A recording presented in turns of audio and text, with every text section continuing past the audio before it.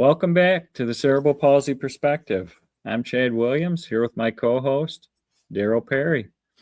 This week we're switching it up a little bit.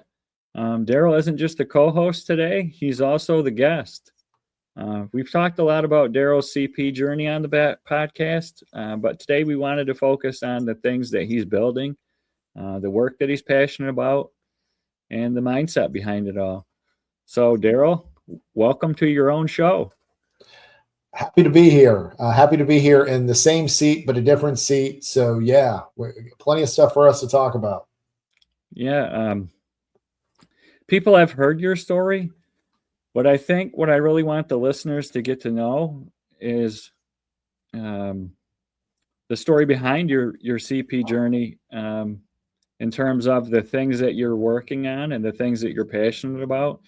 You do a lot of great things outside of the things that we do here with our podcast. And I think it would be important for the listeners to hear about that. So, yeah. So for me, fitness is a big interest, is something I've always been interested in. You and I, we recently had a conversation on how it's a great way to get social. It's a great way to get connected, in addition to taking care of yourself. And it just wound up becoming something that, I started exercising regularly because one of my orthopedics wanted me to start lifting weights to supplement the physical therapy program that I wasn't following at home the way that I should have been. But what was cool about it is the way he introduced all this to me. I was probably 12 or 13 years old, and I was very curious about it from the very beginning. So a lot of times, and we've talked about how people can feel very uneasy and very, insecure when they're trying something new and going into a gym or signing up for a race and going to your first race, or going to like a public physical therapy facility. It all can be very nerve-wracking the first time, but the way that this was set up, I didn't feel out of place. And I would love to say, oh, it was because of, I just naturally gravitated to it and I had no fear, but no, it was strictly how my orthopedic structured this in a way that I was curious. And that actually has led to, you and I will get questions from people. What would you say to parents of kids with cerebral palsy or kids that have cerebral palsy? And that's where, when I say, if they show an interest, do everything you can to really, lean into that and keep them curious about it. Because if you do have an interest, you don't know what it's going to lead to. So for me, I have been exercising regularly since then. And that now, because you and I are the age that we are, that's well over 30 years, which is insane. But not only that, it was something that when I was not happy in the career that I had at the time, I wanted to start working in the fitness industry again. I worked at a gym in college, and I got hired because the owner of the club, the owner operator, saw me work out, and it clicked for him right away. So like he actually approached me about working there, which was cool. And I worked there the last year I was in college, and then I always just kind of kept up with it. I was interested in it. I had a lot of the same experiences that a lot of people that are on weight loss journeys go through, because I was usually on one of those. My weight was going up and down. Food was how I coped with things, still is, and that's not completely a bad thing, by the way. But so I kind of still was in this fitness weight loss thing, even when after college and went into went to a new place after I'd worked in sales and advertising. I went and worked for an e-commerce company, got a certification as a personal trainer, sat on it for a couple of years, didn't know what I was going to do with it. And then there was a United Cerebral Palsy chapter like 3 miles from us. So I would go down there on Fridays on my lunch break for the better part of a year and just would teach this class. And my whole thing with Your Level Fitness initially was I wanted to do adaptive exercise group fitness classes for adults that no longer really had resources as far as physical therapy, and really were kind of fending for themselves. I wanted to do workout programs and group classes for them.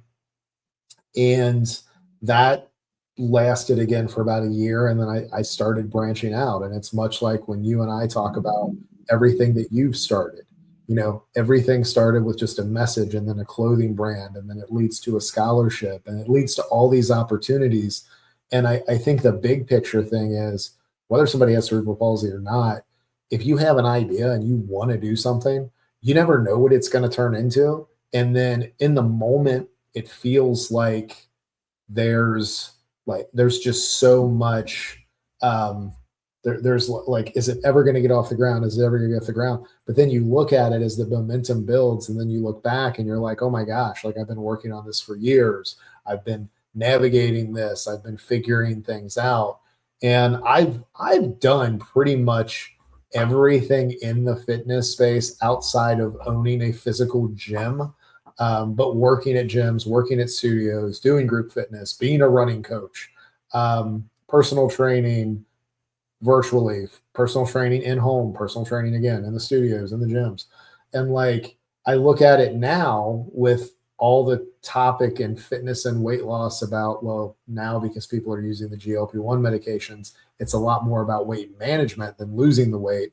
And I've always had this approach of appreciating who you see in the mirror and loving the body that you have. And in the fitness space, like, cerebral palsy has kind of been my calling card now, because it's one thing for somebody that, looks like, I don't know, Brad Pitt in Fight Club saying, hey, appreciate what you look like, versus like somebody like you and I. It's like, hey, love the body that you have. So like it's all kind of worked. Like I look back at it now, and it's like where I thought this was going to be 10 years ago and what it's turned into is completely different. And I run everything Your Level Fitness as an entire ecosystem to get people, to remind them of like, you are more capable than you probably think. You know more about this stuff than you probably think you do. And I just want to remind people of how capable they are. So that means a network of podcasts, which have like weekly release. Like right now, I think there's like 15 active podcasts that I do outside of the one that you and I do. And there's blogs, and there's social media content, and there's emails, and there's all kinds of stuff. But more importantly, it's all organized in a way to where people can use it at their own pace. And that was the big thing, because a lot of people in the fitness space will come up with all these great ideas, but it's kind of like, here's a preview of the idea and pay me money if you want the rest of it, right? Like work with me one-on-one. And I look at it as the fitness industry has made a lot of money off of people by marketing against the insecurities that they have with their bodies and with themselves. So I basically just do the opposite. Because when I was going to school for marketing, one of the things that always fascinated me, because again, I was obsessed with going to the gym and losing weight and bulking up and all this, is how the food industry markets things. So this was always an interest of mine. And then as I've gotten into it, like I think a lot of fitness professionals try to get a little too sciencey, especially now that there's a lot of stuff with medication out there. I talk from my personal experience working with people. I talk from my personal experience as an individual, and I talk about like the psychology and stuff from a marketing standpoint, which I actually am credible in doing. So like, but I look at this now and I'm like, I used to just want to go to people's houses with like resistance bands and do workouts. So yeah, but I know it's, I'm glad that the two names that I was deciding between at the beginning, because it was going to be an in-home personal training business where I carried all my equipment with me. It was either going to be Junk in the Trunk Fitness or Your Level Fitness. And I am so glad that I stuck with Your Level Fitness, because it actually wound up being a much better name that ties into so many other things. So Yeah, I watch all the things that you do with Your Level Fitness, but I think that's the first time I think I've heard that story, like the origin story, like going on your lunch break to United Cerebral Palsy and just wanting to help a group of people, which is amazing, by the way. I love the origin of that. well, But and the other part of it, because like this will be relatable to a lot of a lot of people listening. I never wanted to be, well, at the time I didn't want to be a business owner. I wanted to pick up a second job as a personal trainer. I had the certification, I had the experience. And I eventually found some studios that would take a chance on me, but not just walking in the door. And it was really frustrating because a lot of people I knew were getting jobs literally by just like, hey, I got this certification. And you can't necessarily say that that you were discriminated against because of disability, but it's kind of like if everybody else can just land the job, and I can't, that's kind of frustrating. But and this is why I've appreciated from the very beginning doing hard things my way as your moniker, because like there have definitely been times where I've looked at it and I'm just like, screw it, I'll do it myself. Like, yeah, it was like that. It was with that. It was with the public speaking. I ended up, while I was doing the group fitness class, actually a lady with a disability, a couple counties, about an hour north of the city. I live just outside of Cincinnati, and I live on the south side in Kentucky, and she was north of the city, like a county north, like an hour north of the city. And they needed a public speaker to do 10 lunch and learn speaking engagements for the local government up there. My public speaking experience was like one church Q&A that my boss at the gym, the guy that hired me, was like, I want you to go to this church and do this Q&A. They're going to ask you questions about fitness. They're going to ask you questions about the gym. And again, how old Chad and I are, this was before YouTube. So like this was before any of this kind of information stuff was widely available. And I just remember then I was like, I really want to do this now. I allowed some people to kind of talk me out of going full force on this when I was 22 years old. I think big picture, I think it worked out that the path has been what it is. But like with the speaking engagements, I was terrified. We agreed on me doing 5 days, 2 sessions each day. And it was over like a 3-week period.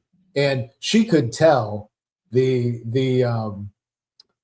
I looked at it as, well, if I completely bomb, it's like an hour north. Nobody's ever going to hear of it again. So like I go up there and the first 2 were like, they were a struggle. But I gradually I got better. It was funny though, because most of them, they're in there for like their insurance credit. They're not really interested in hearing what you're saying. So like this was 2015, 2016. So like looking at people looking down at their phone, being on their phones while I'm trying to talk to them, we're still kind of like, hey, what's going on here? But it was one of those things that I worked through the process and got past the fear. And it was only because, I mean, they paid me to overcome my fear of public speaking. And it was strictly by just showing up and continuing, like just doing it.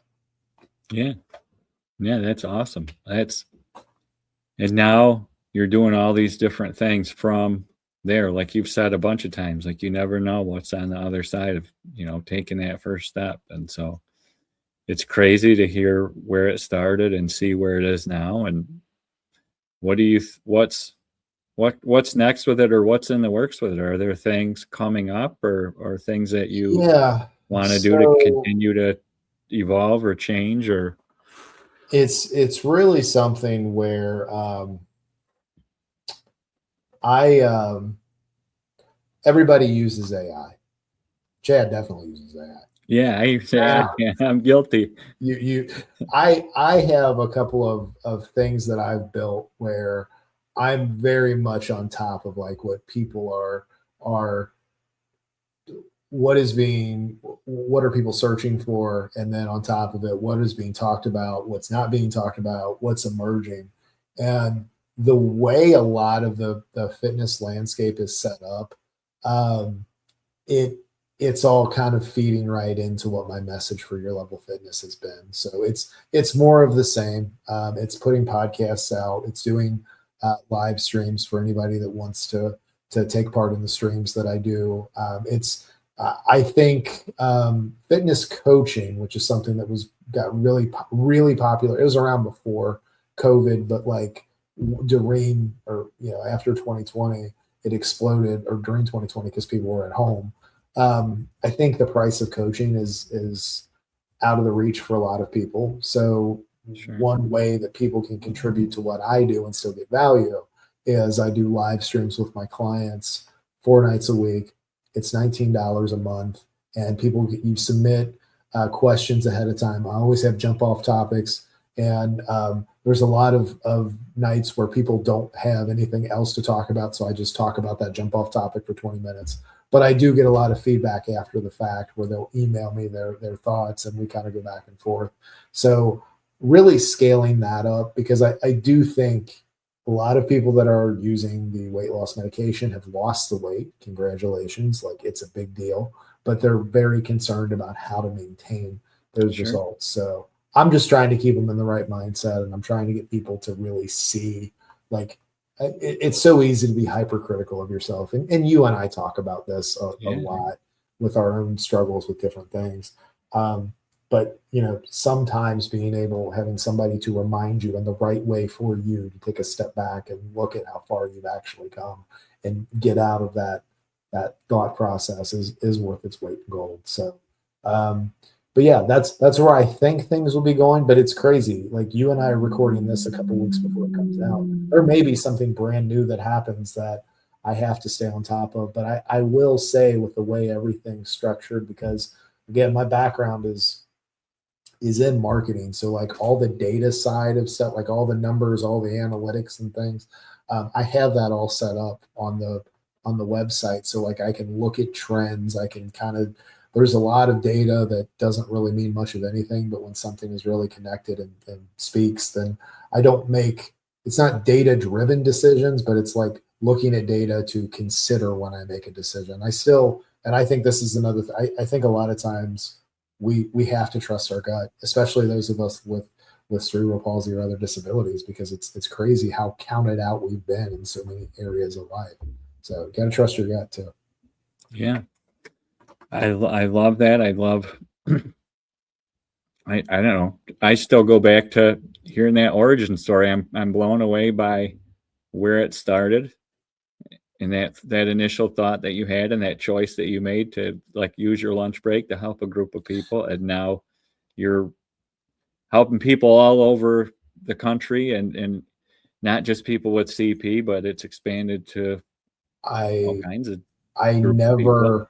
I never, and what's really funny is when you and I sit back and like when one of us shares the story, the other one, even though we've had conversations around this stuff, because every time you tell me your origin story and what you went through after working out and getting into running Spartan races and then building the brand and what all of this has led to. I mean, it's remarkable what you've been able to do. And I think it's also remarkable what we're doing with this particular platform, because you and I are similar in a lot of ways, but then our approach to things is just different enough that I think we reach even more people. And I do think at the end of the day, like if you have something that you're interested in and you can help people, I'm big on the learning curve. So if somebody was to, and you know what, hey, we can actually do a conversation on this. If somebody is like thinking of starting a podcast, anybody that's listening,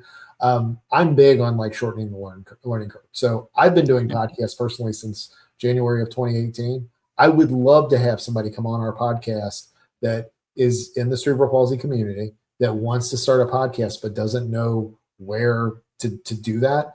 come on and talk to us, and then we can have like a very open Q&A question, or like almost like we'll talk about starting a podcast, answer questions, and then a lot of other people that are listening, they might start a podcast too. But like I'm big on shortening the learning curve. So like in that case, if something took me 8 years to learn, I would love for it to take you 20 minutes to learn because we talked about it. So help people when you can, man. I love that. And I appreciate you letting us put the spotlight on you for an episode, and get to share outside of your CP story. CP is part of your story, but it's not your whole story. And you got to share, the bigger picture behind everything that you've accomplished and everything that you're working on. And I think that's going to be beneficial for people that are listening and thinking about maybe taking a chance or maybe thinking about starting something on their own, maybe a podcast like you mentioned. So I appreciate you doing that. And I think it's going to be, beneficial for those that are listening. So thank you. Yeah, no, I think so too. And again, things continue to evolve. I mean, looking at where we are with this podcast from where we were when we first started a few months ago. I mean, when things build momentum, it happens so quickly. And I mean, you never know what things are going to lead to. So yeah, absolutely. Sure. Well, thank you. And thanks to our listeners for listening to the Cerebral Palsy Perspective. And we'll see you next week. Yep. We'll talk to you guys soon. See ya.